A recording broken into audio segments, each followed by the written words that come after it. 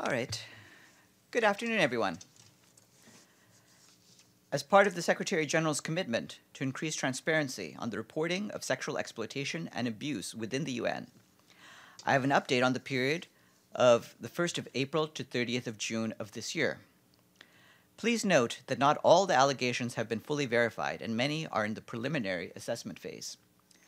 During this period, the UN received 43 allegations involving UN personnel, 18 from peacekeeping, and 25 from agencies, funds, and programs.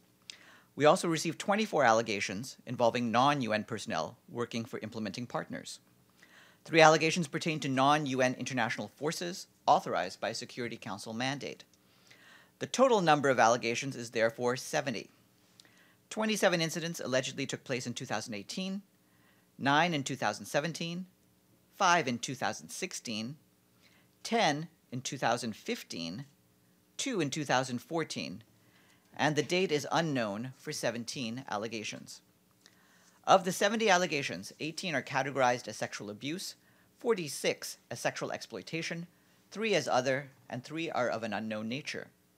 There are 84 victims, 46 women, 17 girls under the age of 18, 12 females whose age is unknown, 1 boy under the age of 18, and 5 males of an unknown age. The gender of 3 victims is unknown. Alleged perpetrators include 80 men, 4 women, and 4 individuals whose gender is unknown. Of the 70 allegations, 3 have been substantiated through an investigation, and 2 were not substantiated. 34 allegations are at various stages of investigation. 24 are under preliminary assessment, 3 are under review, and limited information has been provided by the reporting organization. 4 were closed under other circumstances. 16 allegations have been referred to the member state for action.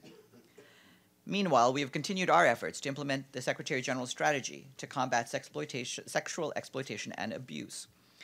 With regard to ending impunity, in June we launched an electronic tool for screening UN staff dismissed as a result of substantiated allegations of sexual exploitation and abuse, or who resigned or were separated during an investigation. Marking the World Day Against Trafficking in Persons, the Secretary General said in a message today that human trafficking is a vile crime that feeds on inequalities, instability, and conflict. He said that the United Nations is committed to advancing action to bring traffickers to justice while protecting and supporting their victims. The Secretary General noted that in their proposed global compact for safe, orderly, and regular migration to be adopted in December, member states have also demonstrated resolve to prevent, combat, and eradicate trafficking in persons in the context of international migration. New data from the UN Migration Agency shows that while human trafficking is often viewed as an underground activity linked to regular migration, this is not often the case. In the past decade, nearly 80% of journeys taken by victims trafficked internationally crossed through official border points, such as airports and land border control points. Meanwhile, the UN Children's Fund has found that nearly 30% of identified victims of human trafficking are children. In regions such as Sub-Saharan Africa and Central America and the Caribbean, the proportion is over 60%. In a statement we issued yesterday, the Secretary General expressed his concern over persistent restrictions of civil liberties and democratic rights in the run-up to today's constitutional referendum in the Comoros. He urged the government, political parties, and all other relevant stakeholders to do their utmost to respect the rule of law and human rights. The Secretary General, echoing the recent decision of the African Union Assembly of Heads of State and Government, called on Comorian stakeholders to engage in a dialogue to ensure an inclusive consultation on constitutional reforms under the auspices of the African Union. And we also put a statement out over the weekend concerning the elections in Mali. Panos Mumsis, the regional humanitarian coordinator, on Mali, while I'm mentioning that topic, our peacekeeping colleagues say that yesterday's presidential election in Mali was conducted in most of the country in a peaceful manner, and is hoped that the vote tally will be held in a transparent manner, leading to results acceptable by all. However, a number of violent incidents and other difficulties prevented voting from taking place in 644 of 4,632 polling stations in the north and center of the country, according to the government. In addition, our peacekeeping mission in the country, MINUSMA, reports that yesterday afternoon, unidentified armed men launched 10 mortar shells against the MINUSMA camp in Agalhok, Kidal region. No casualties or damage was reported. A MINUSMA quick reaction force and other security personnel already patrolling outside the city were dispatched to the area. Panos Mumsis, the regional humanitarian coordinator for the Syria crisis, called once more in a statement for the safety and protection of local aid workers inside Syria. He calls on all steps to be taken to increase the protection of aid workers and ensure the continuation of services in support of an effective, sustainable humanitarian response to the people in need. Syria is one of the most challenging and dangerous environments for humanitarians to operate in the world today. Since the start of the crisis in Syria in March 2011, hundreds of humanitarian workers and service providers, including health workers, have been killed in the course of duty. Meanwhile, on Saturday, a convoy of 452 people from the southwest, more than half of them women and children, arrived in northwestern Syria following a local agreement reached between the parties. With this evacuation, the total number of people that have been evacuated from southwest Syria to the northwest rose to nearly 10,000 people. Liz Grande, the humanitarian coordinator for Yemen, warned in a statement yesterday that recent airstrikes in and around HODEIDAH are putting innocent civilians at extreme risk. In the last few days, she said, airstrikes occurred near a reproductive health center and public laboratory in HODEIDAH and hit and damaged a sanitation facility in Zabid, as well as a water station, which supplies the majority of the water to HODEIDAH city. Ms. Grande added that despite working under some of the most difficult conditions imaginable, the United Nations and its partners have reached 80% of the people displaced by fighting with some form of assistance. But damage to sanitation, water, and health facilities jeopardizes everything we are trying to do. She warned that we could be one airstrike away from an unstoppable cholera epidemic.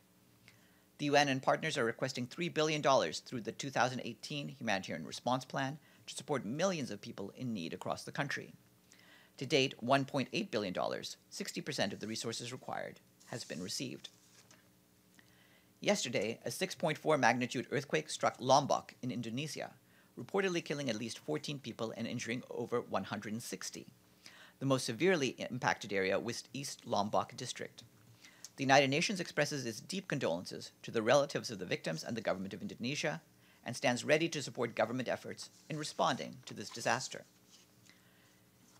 And our humanitarian colleagues tell us that in the past week in Myanmar, heavy monsoon rains have led to flooding across the country, reportedly killing at least 11 people and displacing nearly 100,000 others. The government of Myanmar has established 178 evacuation sites. Local humanitarian and civil society organizations are supporting the government-led efforts. The United Nations is liaising closely with the government and humanitarian partners to provide assistance where needed. And tomorrow at 11:30 a.m., Ambassador Olof Skog of Sweden will be here to give an end of presidency briefing. Are there any questions for me? Yes, Edie. Thank you, Farhan. Could you give us an update on the request from the government of Djibouti to the Secretary General for assistance in supporting, in helping to resolve the border dispute with Eritrea? Yes, our office, the Department of Political Affairs, is looking into the request. So we have received it. There's no particular update to have on this just yet in terms of action that we're taking, but we are looking to see how we can follow up. Yes, Errol. Thank you, Farhan. As you know, the Palestinians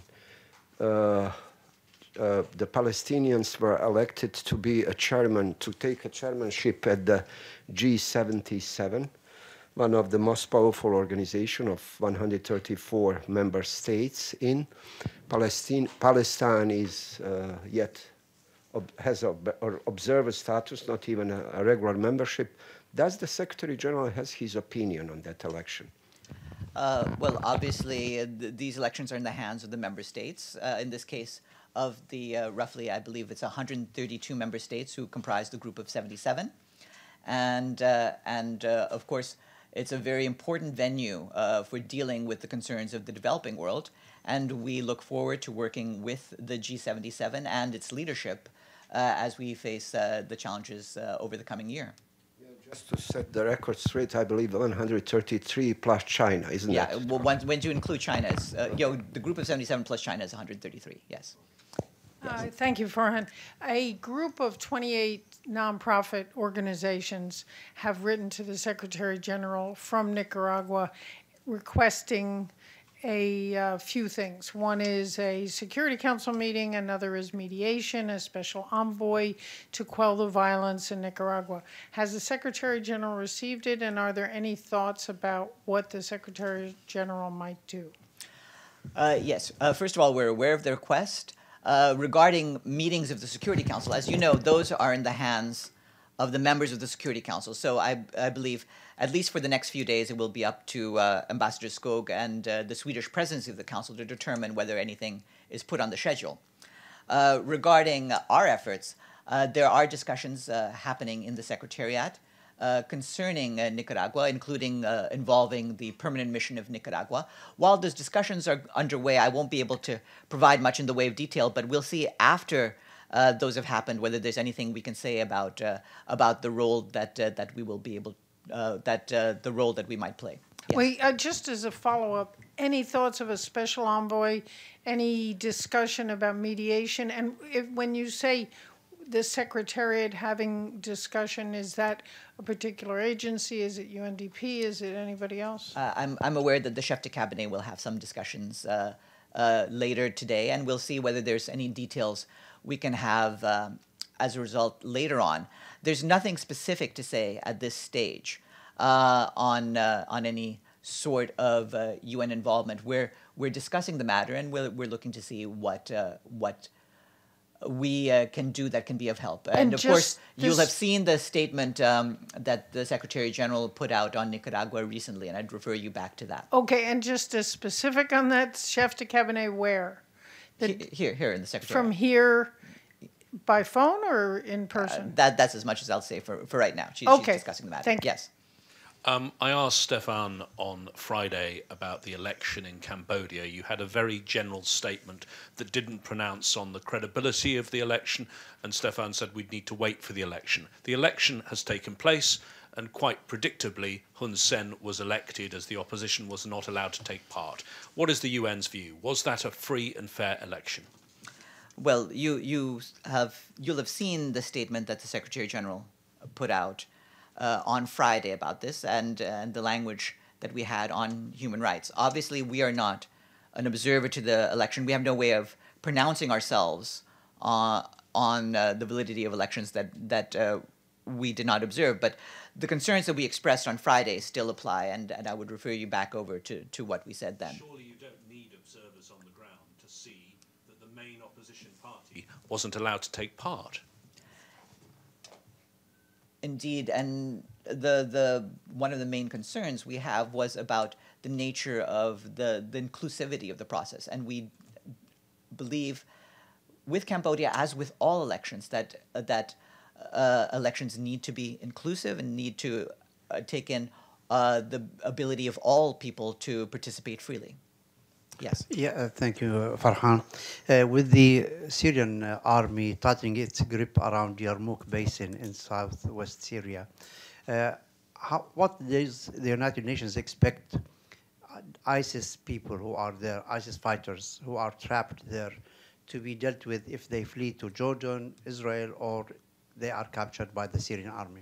Well, I don't want to speculate on what may happen in the next phase of the war. Obviously, we have expressed what our humanitarian concerns are for the people who are trapped in the fighting, and our hope that all civilians trapped in the fighting between the Syrian army and Daesh can be moved to places of safety where we can provide them with aid, and we'll continue to urge that can happen. We remember that in the past few years, the Jabhat al-Nusra and ISIS captured the Filipino peacekeepers. Is the United Nations pursuing justice from these same fighters who captured and took the peacekeepers as hostages? We hope that all efforts to deal with the threat posed by Daesh will involve the solidarity of the international community. And we've encouraged that throughout. Of course, at this stage, We also have concerns, like I said, about civilians who can be affected by this fighting, and we want, first and foremost, for them to be placed out of harm's way. But you are not pursuing justice for the peacekeepers. What we are pursuing is a solution where the international community works together to end the threat posed by Daesh wherever they operate, be it Syria, Iraq, or elsewhere. And if that's it, have a good day.